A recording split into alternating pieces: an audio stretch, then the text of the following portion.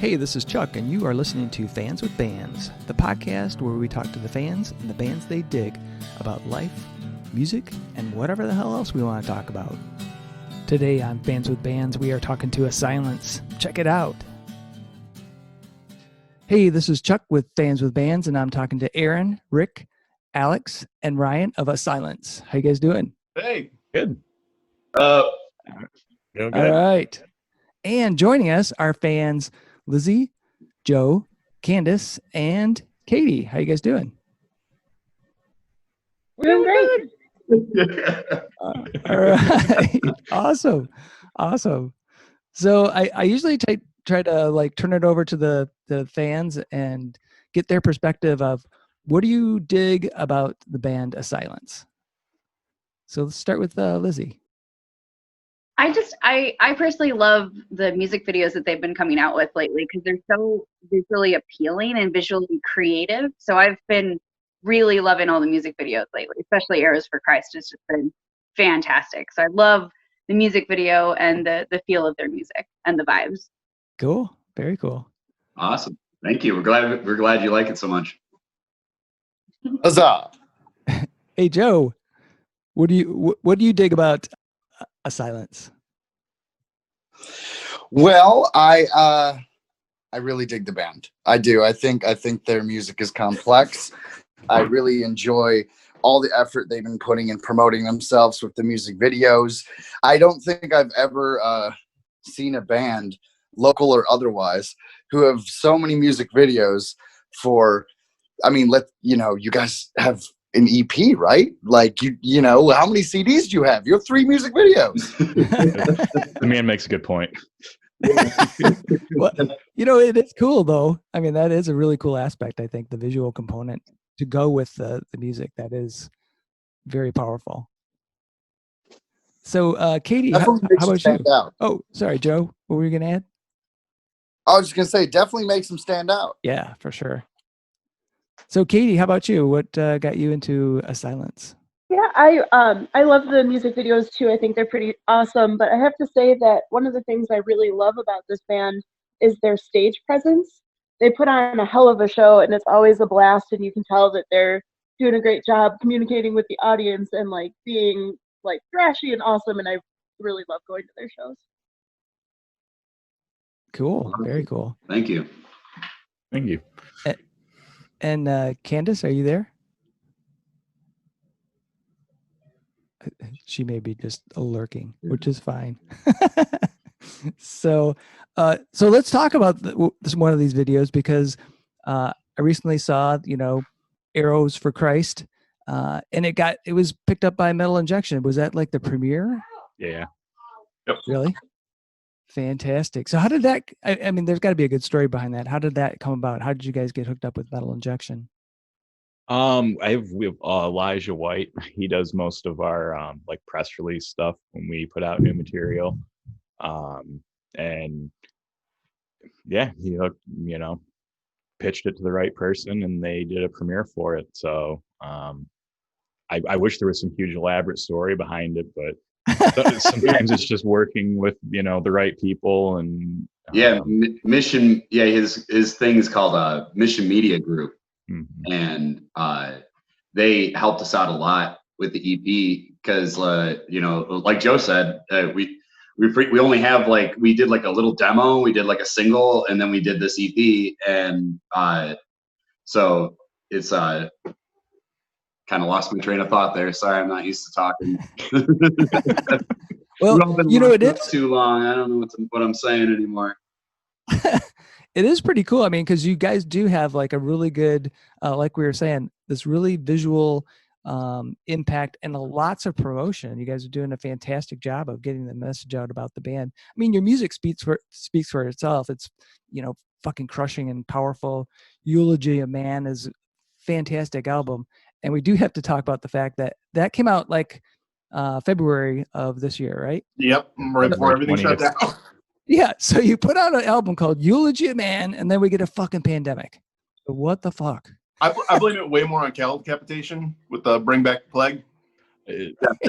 Definitely more. Dude, did you see their music video for Bring Back the Plague? No. Oh, it's so funny. That's awesome. We just So, go ahead. we just delivered the final blow. Yeah. So, Yeah, we didn't mean to make a bunch of people die. If that was the case, our bad. To be fair, that's very metal. Right. It is We very, did have our it is very we did have our CD. We did have our CD release show right before everything shut down, which is both good and bad because it was nice to get that in before we got locked out of all the concert venues. Essentially, Yeah. Where was that? When was that? That was February 22nd. It was a Saturday at Diesel Concert Lounge, and they had the two stages there. We only rented the one room. In the other room, Sponge was playing, and Really? a whole bunch of party buses filled with a bunch of drunk Karens showed up and just proceeded to get sloshed drunk at the Sponge show. And they started to actually kind of ooze out into our show. And by the end of the night, they realized we were more fun to be around. So like the show actually ended up being huge. Like we had a great draw on our own, but then we had all the Karens coming in. It was awesome. They bought tons of sweatshirts. That is awesome. So they're now walking around with your swag. So they've got like Asylance shirts. Well, I mean, next to the horrified looks, those were just as pleasurable to look at. The people just, oh my God, what kind of music is this? and I was really sick that night, if I remember correctly. So we could have spread something that night. Plague bringer. Oh no, Plague bringer, yeah. Yeah. So, I've wondered about this, and I don't know that I've read or seen the story. Where did you come up with the name Asylance? I'll admit I was kind of just thinking of shit. Like I was like, we kind of like taking like, where you take two words, kind of mash them together, like I don't. And something kind of brutal. I like doing that, and I've been obsessed with like insane asylums. I grew up in Dearborn, where Eloise Mental Hospital was, and it's super haunted. Oh. And Cool. So I always was obsessed with that, and I don't know, asylum, silence, cram it together. It's kind of very cool. That's how I thought of it. All right, awesome. There were other names, but in the world of the internet, where you can kind of like first come, first serve, name your band, like you're kind of limited on options. I don't mind the name itself, but what I hate is telling somebody what the band name is, and then I feel like I have to explain what it means because it's not actually a word every time. So that becomes a little tiring. Yeah, you guys have to come up with your own definition. That's the struggle. You got to make it a household name where everybody knows. Right. Try to get it on Urban Dictionary. If you can get it on Urban Dictionary, then there you go. Oh, that's a good idea. That is. That's a good idea. That's a great idea. So Asylance is, some kind of carp that somebody pulls out of the Detroit River. And you're like, yes. No, Asylance means slayer of rabbits. It could be anything. Could be anything. So I don't want to monopolize all the questions. Do any of the fans have questions for the band? I have a question. Go for it. Does each member of the band separately believe in extraterrestrials? And if so, how are they influencing the United States government? Go. Wow. I only believe in Eddie Torres, E.T. the extra testicle. Good Cheech Jog reference. From the one member that doesn't smoke. God, that sounds like a question for Ryan. Hey, Aaron. What? I know it's a question for me. That's why I'm waiting for you guys to say something first. I don't have anything prepared for a question like that. Like, I mean, I'm sure there's some sort of extraterrestrial life out there. Well, what about that monolith in Utah? Aliens? I need to look more into that. I've seen the photos and I've heard about it, but I haven't done enough of my own research to really say anything about that. I heard they I haven't really looked into it. So. In Europe. Really? Yeah, I heard it like, disappeared and then reappeared like on the other side of the world. Like, it sounds interesting. I want to check it out. But yeah, I'm into this shit, so I'll look into that for sure. But my short answer for your question is yes. And I think very heavily influenced by UFOs, whether or not that means they are actually working for the aliens or if they literally just are just trying to keep it under wraps because everybody wants to get their hands on the new technology first, so they don't want to tell anyone. Like that movie Super 8, you know, where that alien spider creature. Yeah. God, I only saw that once when that came out. That was pretty good. I have to watch that cool. again. It's really cool. And it's fun. It's a fun movie too. So Lizzy or Katie, do you guys have a question? I have a question. Go for it. What is each of your favorite memory of making the video Arrows for Christ? Like what stands out and makes you like, what's your favorite memory from that whole experience? Ryan topless in the woods. Ryan and Taylor mostly naked rates pretty high on the list. This is concerning to me, but okay. So I think I missed this. Well, why were you naked in the woods? What was going on? Aliens? Well, I was trying to be an extra in the background, so I was like, I'll just take off my clothes and no one will know it's me. You're like a beacon. Yeah, if we didn't. Believe it or not, that was about as much thought that went into that. Ryan was like that glowing alien on The Simpsons when he has his shirt off. That I bring you peace. That's awesome. So where was that video shot? Well, I'll start with the last question too. Is waking up. I think I went to bed at like midnight and had to wake up because I live in Howell, so I had to wake up at like 3 a.m. to drive out to Lake Huron. Okay. I can't remember the exact. It was a small town, and we were actually just filming on like a scenic lookout or something. We had to march all of our equipment down these stairs to the beach and sort of film, permitless or whatever would have been required for something.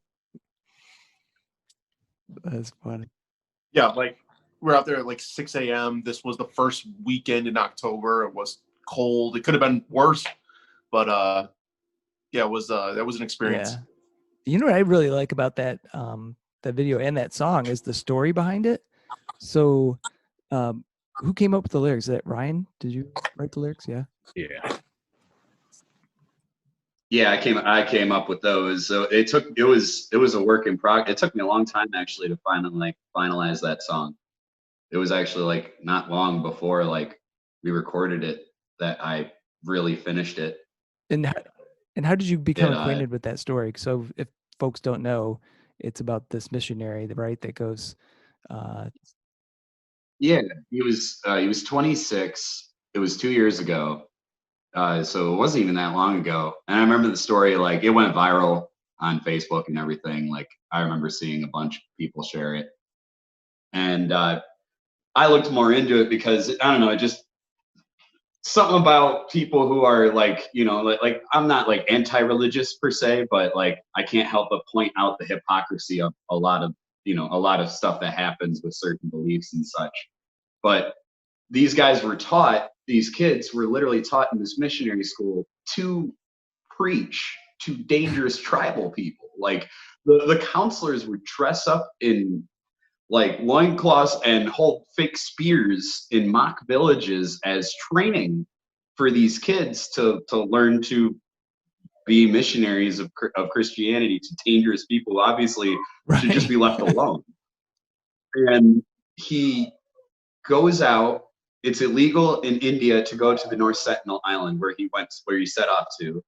So he pays these fishermen to go, and it was pretty cool. We were actually able even to get rupees. We were able to get the Indian currency for the video, which was actually really cool. A friend of Aaron's actually had some. You ever heard of Puff Daddy? Yeah.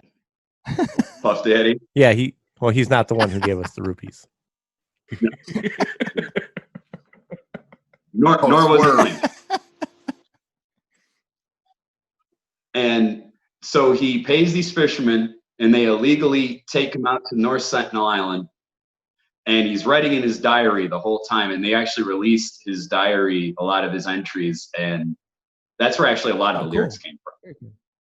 That's why I know it's a long story to explain the lyric question, but it's a big story that kind of, you know. So he writes in his diary the whole time. The first day he goes up, and one of them threatens him with a knife after a while, and he goes back to the boat. Writes more in his diary. He goes back the second day, holding the Bible right over his heart, and he's singing to these people. One of them straight draws an arrow back and just hits it dead into his chest, which is a line I put in the song. An arrow pins the Bible to your chest. And on the third day, they killed him. Jesus. And the fishermen were arrested, and he wrote in his diary, "Oh, if I get killed, don't retrieve my body." And oh, really? Never was. So he's still. Nope. They never got his body. It's too dangerous. Crazy. Yeah, it's pretty cool. I mean, it's a great idea for a song, and you know, the way you guys put it together. I mean, both musically and lyrically, I thought it was really, really cool. I appreciate that. Thanks, man. And that we were able to make it visual as well with the video, with with so much help from Jeff King at Abstract Eclipse Productions, which is who shot the video for us. And so yeah, we were able to kind of take that whole story and bring it to life. So it's like, yeah, like musically, lyrically, and visually, we were really able to tell that story. And it's really, really well done. Really well done. I think that's pretty surprising too, because when we first started sort of conceiving the video, we were just trying to do something low budget. Like we were going to film something in a basement. We were going to film something with, you know, on our Aaron's cameras or whatever. And then, you know, it sort of surprised me even in the end, sort of the quality of the project. So it was pretty cool actually. Yeah. I mean, it's as good as any other high profile band that's putting out videos. You know, I've seen some that are even, you know, not up to the snuff of that one. So yeah, you guys did a fucking awesome job. Well, I appreciate that. A lot of that did come down to, you know, Jeff. He's been trying to establish a reputation for himself. So he really pushed us to, you know, basically not cop out on it and really, you know, push for that over the top product. And I mean, I think it paid off pretty well. Yeah, definitely. Shout out to Jeff, man. Oh, yeah. And I never got to answer the favorite part. Yeah. Go for it. The favorite part of doing the video. Hold on, I just thought of it. I just thought of it. Dude, totally, I have to say, drilling a hole into a Bible with my friend Taylor was probably my favorite part. Just because how often you get to drill a hole into a Bible. We had to get not trying to steal the Bibles. Yeah, I was gonna say that was pretty. We shouldn't talk about that though, honestly. Yeah, I'm not gonna elaborate. It happened. It was for art. Yeah, it had to be done. Sacrifices had to be done for the art. You know, like I said, it was only because of how last minute everything was. It really was. And but I wish I knew who donated it. I can't think of her name, but shout out to the person who donated that Bible to us. Thank you. I told her. She handed it over. I'm like, we're gonna totally drill a hole in this. Because I'm like, I don't want anybody to be mad. I'm like, I'm pretty sure there's a really dark story behind that Bible actually already. So, do you still have it? Yeah. I don't want to be breaking anybody's heart. You know, I hope you're not attached to this thing. Yeah, if you still have it, that could become like, you know, sign it. Well, I have it. Yeah, sign I still it have and sell it on the merch booth, man. It'd be a collector's item. Yeah. There you go. There you go. Ryan's just like, you'll not take my precious. I'm sure Taylor would tackle everybody for it. Joe or Lizzy or Katie, you guys got any questions? What was the budget of each music video, if you don't mind me asking? Like, did you guys pay for it out of the pocket? How did that happen? Yeah, no, we definitely, I mean, we all paid for it out of pocket. We don't have any, a label backing us or anything like that. So that stuff's all on us. We had money too. We had some in the band fund for, I think, all the videos. We didn't have to ship it. Well, they're all very impressive. The whole thing. That's still our money, right? Yeah, I was gonna say, just because it's the band's money, like we still the aliens didn't deliver that money to the band fund. But no, I'm trying to let the aliens know that Asylance don't tell them money. that. We did have some money, like in the band fund. It wasn't just us. We're broke. I wonder what does the band fund look like now? Non-existent. Oh, I'm sure we depleted it by now. Oh, crazy. I totally didn't just go to the fucking casinos. I didn't even know they were still open. They're still open? We actually robbed 3 liquor stores, should be your answer. Wrong genre. You guys are full of good ideas. Lizzy, did you have a question? Well, well, it's more of a compliment. I want to say, because I'm a producer, so as a producer, your guys' music videos, just the quality of the production is just so awesome, and your guys' lighting, the shots are all very creative, and it's awesome. So from a producer, your videos are wonderful. I feel the need to shout out to Alex Zarek as well, because he's the one who did the first 2 big videos that we did for Suicide Net and Gasping for Fire. Those he pulled 2 right out of his ass. It really was a pleasure to work with him. We were super shocked when that was done. Like, that was literally just a year ago we filmed that. Over a year and a couple weeks ago. We filmed both of those in one day. Those were budget too, man. We filmed in my brother Paul and April's barn. We filmed 2 videos in one day. One in the upper level of the barn and the one in the southern level, and it took some trickery on his part to make them not look like such a shitty venue for that. Which is impressive because they look distinct. I mean, it doesn't considering you guys shot those in the same day, that's so impressive. Production. But that's what you expect when you hire a professional. He drove up to Chicago. And we started late because he totally forgot about the time difference from Chicago. Yeah, that was like 8 or 9 hours total. Wow. For both of those. Yeah. That was a day. Wow. That's crazy.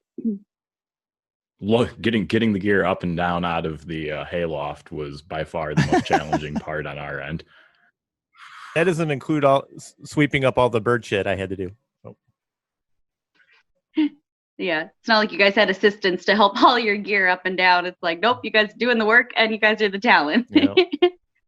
Yeah. I wish we had the budget for just stage hands and stuff, but I don't see that happening anytime soon. Well, you guys have definitely made it happen. It's awesome.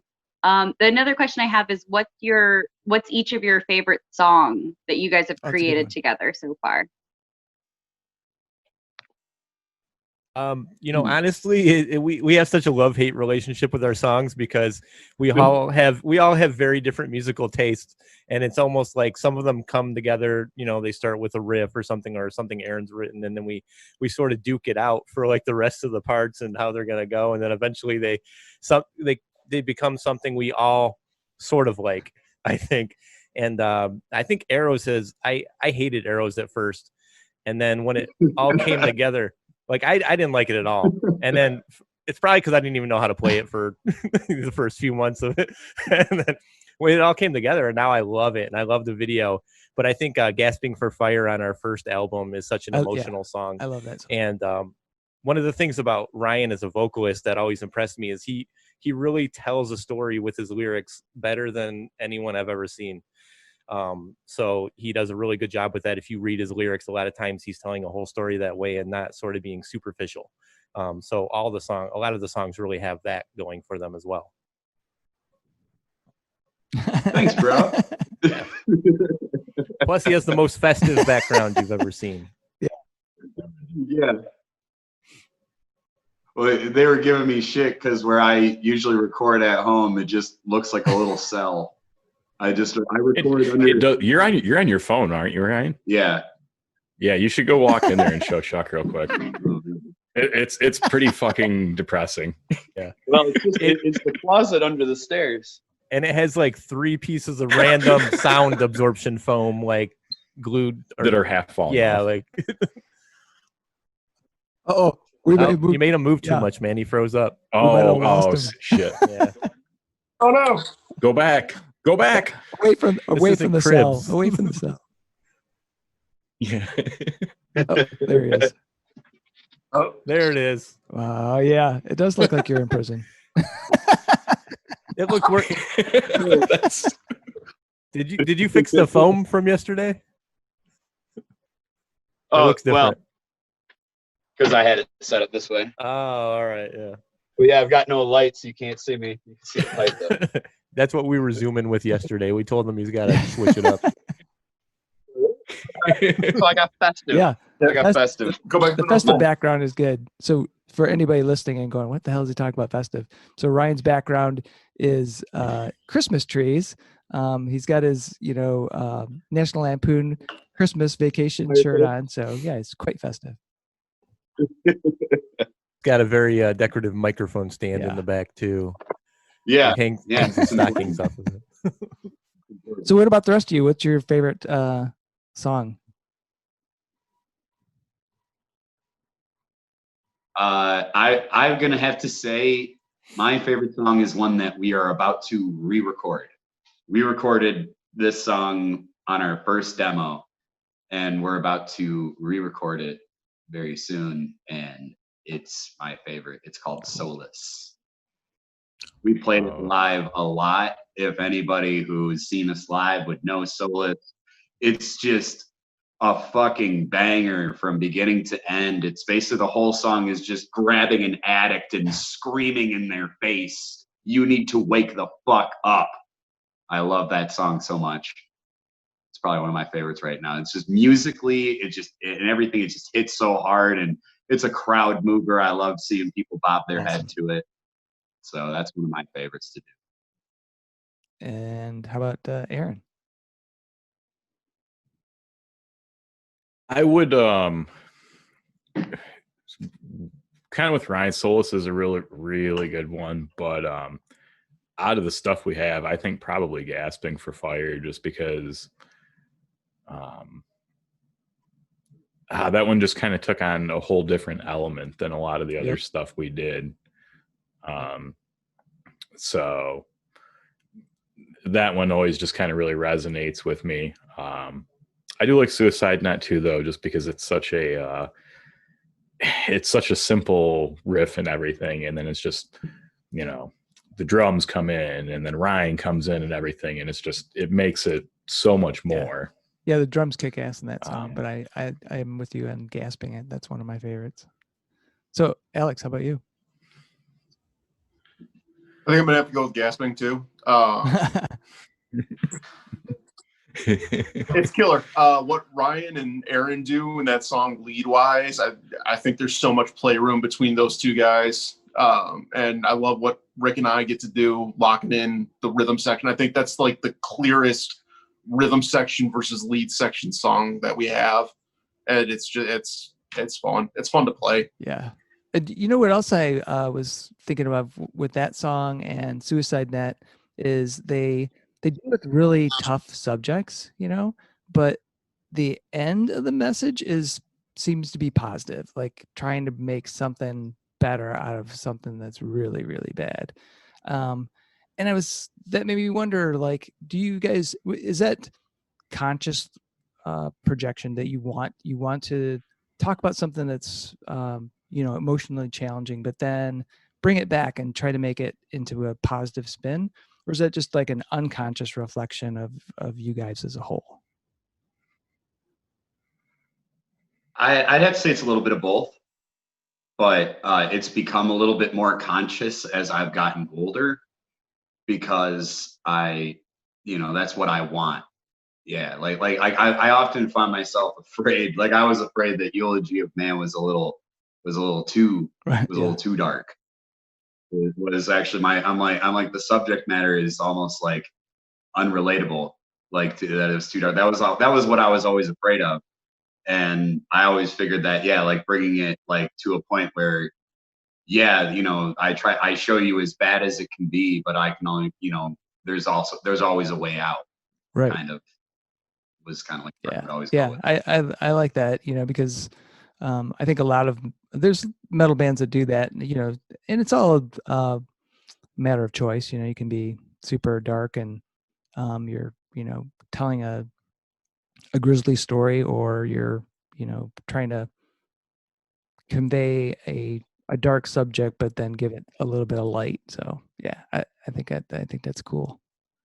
So I was wondering what got you guys into music. Like, what was what either musician or band or song that you first heard? You said, you know what, I want to play music and I want to get in a band and do this.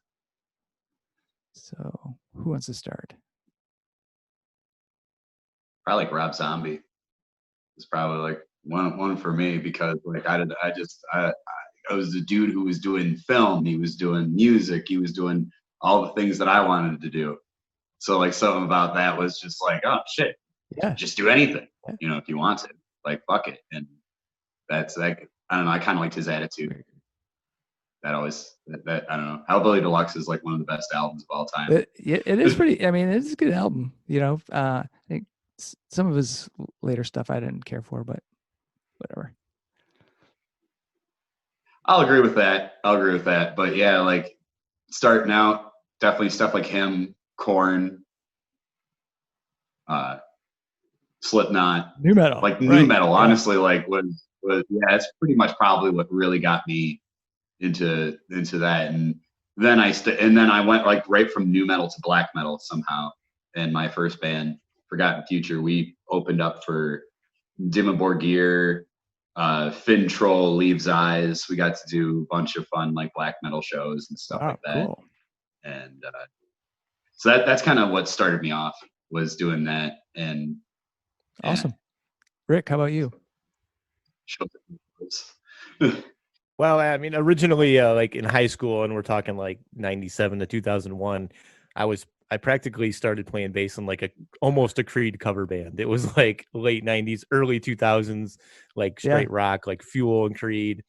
And then, so that's where I kind of learned to play bass, and I gave it up and went to school and sort of gave it up for a long time. And then like 4 years ago, or however long we've been a band, I decided to pick it up again and bought a cheap bass. And at that point, I was really influenced more like I'm more of a metalcore guy than any of the death metal or black metal or whatever. So I was into the more produced stuff like Crown the Empire, stuff like that. And progressively got into other stuff like Born of Osiris and August Burns Red. I got to them too. Yeah, so that's where I guess I lie, you know, different than anyone else. I'm more of a metalcore, more of a more produced friendly metal version than everyone else. But that's probably good to have a little bit of that mixed in with all their what Absolutely. they like. Oh yeah. So how about Alex? It's gonna sound wacky, but like, what? Marty McFly playing Johnny B. Good and just shredding it on stage, dude. I saw that movie when I was like 5, and I was like, holy shit, dude, that looks like so much damn fun. I wanted to play guitar when I was a kid too, and did not have the dexterity for it. And like, I joined band. My cousin played saxophone, and growing up, he was kind of my idol. So I wanted to play saxophone. And like, when you're in 4th grade, they let you try out for a school band. And I'm like, I'm gonna try for saxophone. They put a reed in front of me, and I'm like, can't do anything with that. They're like, well, you know, try a trumpet mouthpiece. Tried that, couldn't do it. They're like, all right, I'm gonna have you walk a straight line, clap when you walk. I did that. They're like, oh, you're going to be a drummer. So he tried to blow on everything before he decided I put everything in my mouth before I decided drums. Yeah. He wanted to play guitar when he was 5, and now he just drops guitars. One time. So Aaron, how about you? I mean, there's a lot of things that like got me into music and stuff. I mean, honestly, my mom was always a big proponent of music and stuff. You know, I think I was around 10 years old or whatever, and the first concert I got to go to was Aerosmith and cool. Kiss. So that was awesome. I don't think I really ever thought about doing it, like playing in a band and stuff, though, until I started hanging out with Alex Ricketts and Kelly Tucker when they were in a band, Silent Divide. And that's like when I realized that like local music was actually a thing. And it's like you didn't have to have, millions of dollars and a big fan. Like you could just go do this. And that kind of changed my whole perspective and thinking on it. And I think that's when I kind of wanted to start pursuing it a little more. Very cool. Very cool. So talking about that first concert, I like to find out like what people did as far as their first, and maybe we might have already covered it because of some of your musical backgrounds, but what was the first album that you bought? Honestly, I think the first album that like I ever went and bought myself was a Garth Brooks album. Oh, really? I mean, honestly, I still love a lot of his music. Very cool. Not ashamed to admit it at That's all good. He did like a double live or something, and I remember going to was it Borders or one of the bookstores that I don't think is even around anymore. You could get cassettes there, and I think I still have it around somewhere. Actually, cool. Don't be ashamed about Garth Brooks. Alex likes that green-haired pop goddess. That's true. That guy has sold more albums than all of us can hope to in 100 lifetimes, I feel like. So I swear I saw him on TV the other day on something Candice was watching, and I was like, he looks really young. I don't know how old he is, or if that was an old video, but I was like, my God. The Garth Brooks money. Yeah. So Rick, what was your first album? Let me touch on the concert too, because I mean, Aerosmith's a big first concert. I was lucky enough to have that experience too before I was really even in the playing music. My dad, with his boss, took me to see the Rolling Stones Bridges to Babylon tour, which I was at the Silverdome at the time, and it was like there was a lot of production in that, and so I was sort of spoiled by that. I think Third Eye Blind opened for them, so that was technically the first live band I ever saw. Was Third Eye Blind, but definitely like something, a great first concert. And as far as albums go, I mean, this is back in the days when you used to get that thing in the mail where you could buy 10 CDs for $1. Yeah, they'd like send you a bill or so I mean, anything I could get from there, I'd probably guess it was something like Beastie Boy related. I had a lot of like old school hip hop influence back then.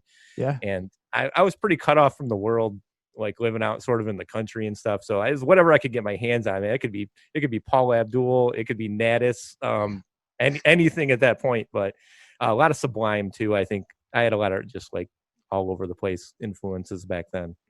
Cool. Very Pantera for sure. Oh yeah. As far as heavy music goes. So just like quick story. I don't know if you guys remember, there used to be a place called the Ritz on the east side of. Oh, I'm very familiar with the Ritz. We still play there. Well, so this is like the original Ritz, because I think it moved. But anyway, I went there to go see Wrathchild America, because that's what I was really there to see. And this band opened up, and it was Pantera, and I'm like, what the fuck is this? And everybody in that whole place, there was just a constant ring of people jumping on stage, jumping off, jumping on stage, jumping off. Everybody's on the stage. It was so goddamn much fun. So yeah, I love Pantera.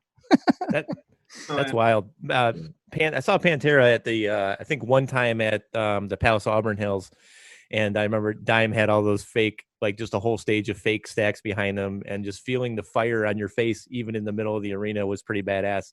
But that was also my first mosh pit I was ever in.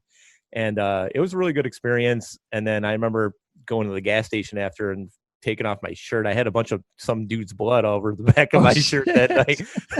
It's kind of creepy, but nothing happened to me that night. So somehow someone else's blood got over me. But it was a really good experience. And, obviously very sad to never be able to experience that again after, Dimebag was killed. And, Yeah. Yeah. So, Alex, how about you? Let's do first album and first concert. First album was REM New Adventures in Hi-Fi. I remember my parents were big REM fans when I was growing up, and that was whenever that came out, it was new, and so I jumped on it when it came out. Cool. Very cool. Yeah. And then first concert was Crosby, Stills, Nash and Young. Holy shit. And that was also my parents because their friends bailed on them. So my sister and I went with them, and pretty not bad first concert. That is not what I would have expected. So Ryan, how about you, man? My first concert, I guess technically, was Ben Harper. Oh wow, cool. He opened up 89X Still Christmas or whatever. So it was like Ben Harper and Blink-182 and Bush. Yeah. And gosh, I can't remember the other band that was there. Oh wait, maybe was it Godsmack? Might have been Godsmack. It was one of those, that era, you know, like that was my first concert. And that was like, 89X Till Christmas 2, I think it was. And shortly after that, I went to Tattoo the Earth, which was amazing. It was like my second show was Tattoo the Earth, which was, if you don't know, it was like the 2 stages. It was like Slayer, Slipknot, fucking Head PE was there, fucking like Mudvayne. It was one of like the LD50 tour. It was awesome. And first album was probably Green Day Dookie. Nice. Very nice. Probably. It's a solid album. Solid I choice. think it's either, it's got to be that. It's either that or a Weird Al album. That would be a solid choice as well. So, Lizzy, how about you? What was your first album and first concert? Oh gosh, let me see. I definitely listened to a lot of alternative. I was lucky enough. I had a boyfriend way back in the day when I was dating, and he took me to some concert that had, I believe it was Dream Theater, and 2 other really amazing bands that I, for the life of me, cannot remember who they were, but it was like a metal concert, and I wish I remember who the other 2 bands were. I don't think it was Slayer, but I remember it was like there was like some touring thing back in, this must have been like 07, I want to say. Oh, yeah. It was with Dream Theater and 2 other really amazing bands, and that was kind of my introduction to some of the kind of more hardcore bands, because I wasn't as introduced to them before, and I kind of got an in-concert experience to like these amazing, like, that's a hell of a band to start off with. Yeah, exactly. Is like arguably like one of like the best like music. Like everybody says they don't like the vocals, but the music is amazing. Yeah. So you just head first, like I hadn't heard their music before this concert, and I just went. It was like, holy shit, this is fucking epic. I don't remember what my first CD was, but that was kind of my first introduction to metal or to like hardcore music of that degree. So cool. Very cool. I got left in a room with a Dream Theater video playing for about 4 hours once, and I about quit life that day. I was going to say, I'll be honest and say something controversial. I really don't like Dream Theater. I'm with I your was music. scarred. Awesome, but yeah, I'm not a fan of the vocals. But like that seems to be like what everybody always They're says talented. There's no doubt. And don't get me wrong, like those guys are all phenomenal musicians and everything. But I feel like all those songs should be half the length. Oh yeah, they do get a little bit on the long side. They do this one album. It's it's like half of the album's got covers. They cover Elton John. That album kicks ass. Although I think the first song is 21 minutes long. So there you go. It's if you're in, it's kind of like Led Zeppelin or Pink Floyd. If you're in the mood for it, you're in the mood for it. Yep, exactly. So Joe, how about you? What was your first album, first concert? The first album I bought, I was in 6th grade when it came out, and I didn't really know about music at all, but my friends came up and they're like, look, it's Korn, Freak on a Leash. And I'm like, cool. So I bought that one. Excellent. Good choice. Yeah. Good choice. I think the first concert was The Offspring. Awesome. You know, not unless my mother's took me to one where I was very little. I don't remember. It was The Offspring. Yeah. Wow. Cool. That's a good start. Good start. Fun. Yeah, your mom took you to Cher. I remember that was your first concert. You never know. It could have been like Garth Brooks. I don't know. Yeah. Oh, we turned the corner on Garth again. Damn it. Or what was it? Chris Clash? Oh, Lord. So, Katie, how about you? Okay, I've been trying to think about it because that first Spot album was so long ago. And I think it was either, and these are dramatically different, the Eminem Show or a Best of Ella Fitzgerald compilation. Wow. Oh my. So I was a fan of eclectic things then. Wow. I love those little round Yes. candies.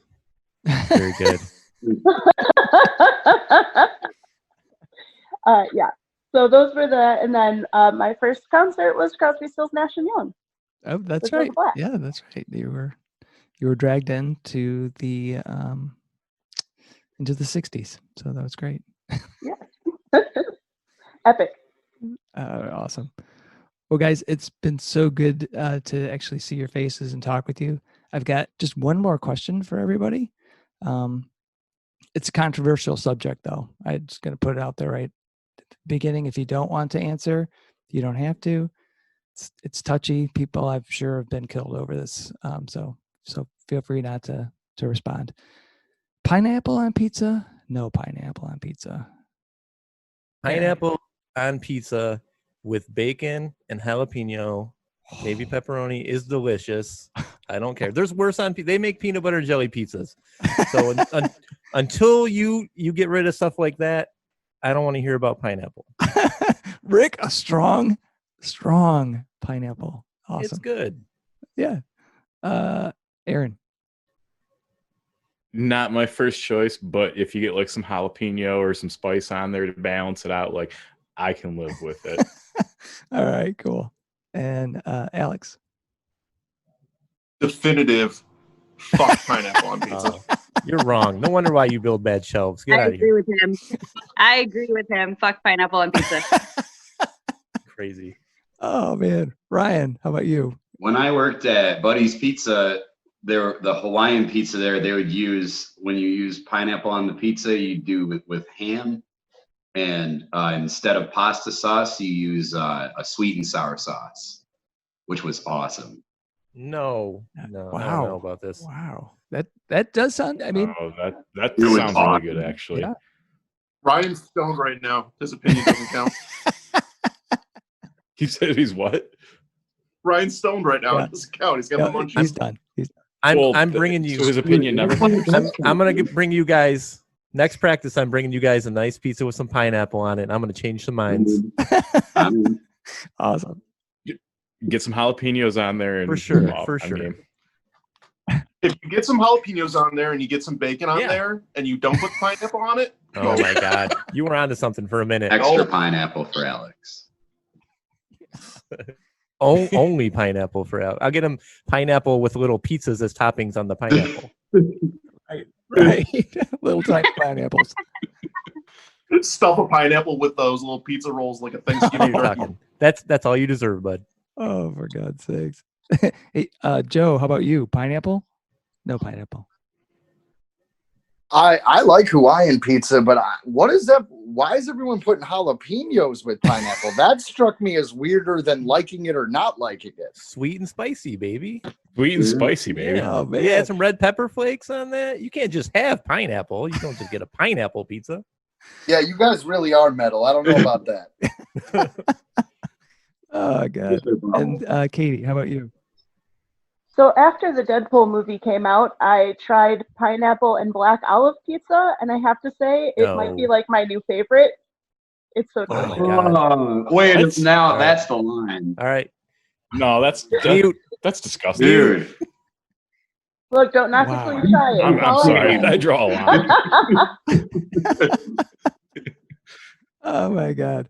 That's awesome. That's a way to end it right there. Pineapples and olives. Boom. Well, thanks again, guys, so much for being on here. Can't wait for the new album, new music, and to see you actually in the real life, because it's great to see you via Zoom, but it'll be great to see you guys at a show and, get down and get heavy. So thanks again. Appreciate you having us on, Chuck. It was really a pleasure to be able to be a part of this and stuff. So Yeah, thanks, man. Thank you guys. Yeah. And Thank you. Yeah, thanks, Chuck. And thanks, Joe, Katie, and Lizzy. So Thank you, guys. Woohoo! Thank you. This is awesome.